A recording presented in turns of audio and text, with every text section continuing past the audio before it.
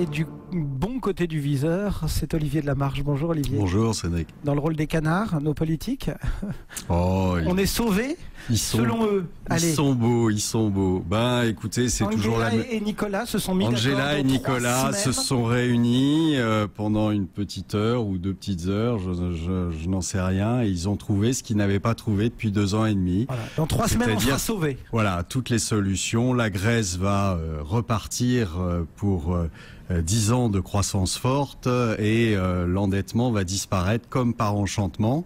C'est beau.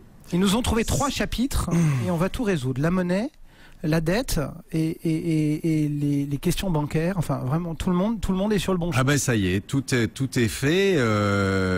Pourquoi vous n'y croyez pas, Olivier? Bon, écoutez, parce que ça fait 2 ans qu'on nous fait le coup déjà, donc je commence à en avoir un petit peu, je commence à me lasser et on n'a jamais rien vu d'intéressant de sortir de tout ça. Maintenant, j'ai constaté que Jean-Claude Juncker avait donné sa position, une position pour 60% d'haircut. On n'en parlait pas avant, hein. Il n'était pas question de faire de haircut sur la dette grecque. Maintenant, je constate que on commence à en parler. Qui va payer tout ça? C'est nous? C'est les contribuables qui vont encore une fois. Il y a ce double doute, c'est d'abord qui va payer, puis ensuite que les contribuables portugais, irlandais, espagnols, italiens, français, même peut-être pourquoi pas, se disent pourquoi est-ce qu'on fait une ristourne de 60% sur leur dette aux Grecs et pourquoi nous on n'a pas. Vous allez avoir la suite, c'est-à-dire que vous allez avoir les Portugais qui vont demander la même chose, les Irlandais qui vont demander la même chose, les Espagnols qui vont demander la même chose. On fait quoi? On fait quoi? C'est parce qu'on n'a toujours rien réglé. D'ailleurs, il le dit lui-même, Juncker, ce que je trouvais extraordinaire, c'est il dit même avec 60% de haircut, on n'aura rien réglé. Donc, ils adoptent en fait des positions en sachant très bien que ça sert à rien. Est-ce qu'on peut pas imaginer quand même quand on voit par exemple le cas slovaque? Il refuse de se faire tondre, mais il n'y a rien d'illogique là-dedans. C'est une tentation d'opération commando. C'est une opération politique, etc. Mais non, c'est simplement qu'ils refusent de se faire tondre. Eux, ils ont compris, et visiblement, les autres États européens font semblant de ne pas comprendre. Donc, il y a bien quelqu'un qui paye dans cette histoire. Qui est-ce qui paye? C'est les États. Mais derrière les États, c'est qui? C'est nous. C'est les contribuables. Donc, oui, en effet, au bout d'un moment, vous avez des pays qui se rebiffent un peu et qui n'ont pas du tout envie d'être le portefeuille de gens qui passent leur temps à nous mentir, qui passent leur temps à essayer d'acheter du temps.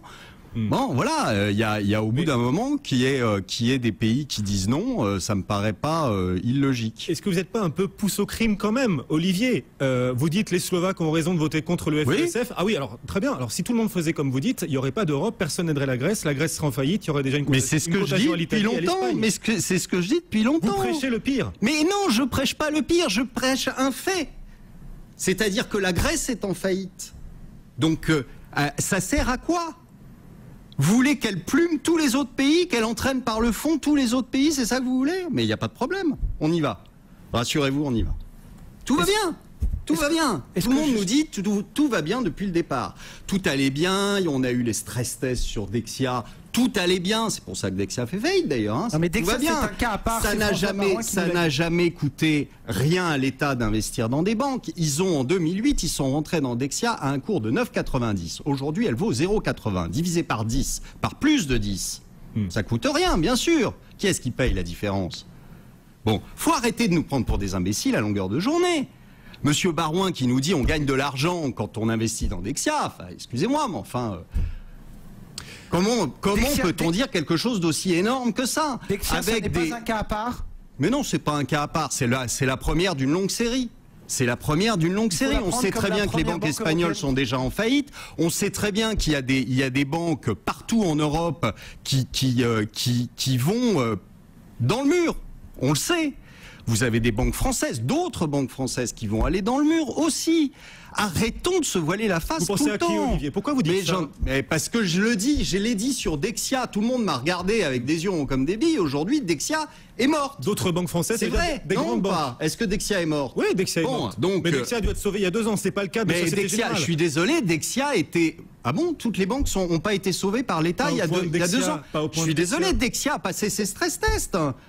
Vous n'arrêtiez pas de me parler des stress tests. Les stress tests, ils sont passés dessus. Dexia a passé très bien les stress tests. Alors pourquoi? Alors, Qu'est-ce qui se passe? Est-ce que vous, Qu'est-ce qui s'est Olivier, passé depuis? quel stress test avez-vous fait pour pouvoir dire que d'autres banques vont tomber en France? Mais parce que c'est évident.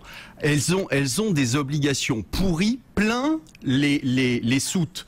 Eh ben, il y a un moment où, quand vous allez avoir des pays qui ne vont pas rembourser leurs dettes, quand on appelle à 60% d'haircut, ça veut bien dire qu'il y a 60% de la dette qui vont pas être remboursés, ou je me trompe? Non. Donc, à partir de ce moment-là, vous allez avoir des banques en très, très, très, très grande difficulté, pour pas dire autre chose. Voilà, donc mais c'est une évidence. Il y a que pour certains gérants obtus que ça n'est pas une évidence. Heureusement, le Qatar rachète une branche de Dexia. Oui, super le Qatar, bien joué le Qatar. Et tout ça, On rappelle quand même qu'il y avait eu des doutes sur la solvabilité des pays du Golfe aussi il y a quelques années. Enfin bon, ça n'arrête pas. Mais il y a une nouvelle qu'a trouvé un de mes amis suisses ce matin sur le FESF. Quelque chose d'extraordinaire. On demande, premièrement, que le FESF ait le droit d'utiliser un effet de levier. Extraordinaire. Donner un effet de levier à un banquier, on a vu ce que ça donnait. À chaque fois, ça s'est terminé très mal. Alors là, on va leur donner un effet de levier. Et alors, quand on regarde les statuts du FESF, là, ça devient merveilleux. C'est-à-dire que le FESF, figurez-vous, a la possibilité d'agir en justice contre un pays qui ne paierait pas.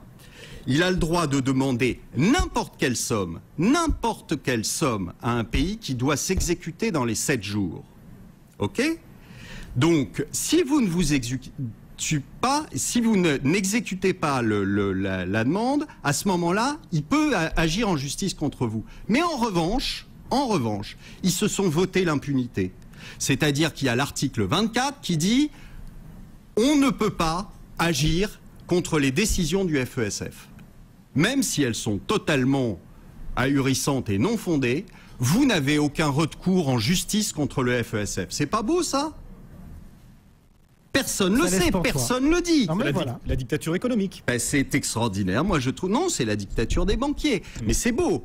C'est beau. Et personne ne le dit. Ça va nous coûter une fortune, cette histoire. On est en train, quand Angela Merkel a voté pour le sauvetage de la Grèce et tout ça, Angela Merkel a voté pour 10 ans de récession chez elle. Mais ils ont tous voté comme un seul homme. C'est beau. Olivier de Lamarche et son véritable franc-parler. On va continuer à suivre cette histoire d'FESF au cœur d'Intégral Bourse, jour après jour. Olivier de Lamarche chez Platinum Gestion, bien sûr. Le CAC perd 0,7%.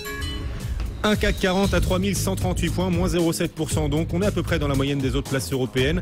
Toutes les valeurs reculent, sauf Société Générale et BNP Paribas en hausse. Olivier de Lamarche, c'est comme ça, les banques progressent aujourd'hui. Ça fait du bien quand même. Vous vous marrez. Elles chuteront de plus haut. Ah bon, très bien. Société Générale en tout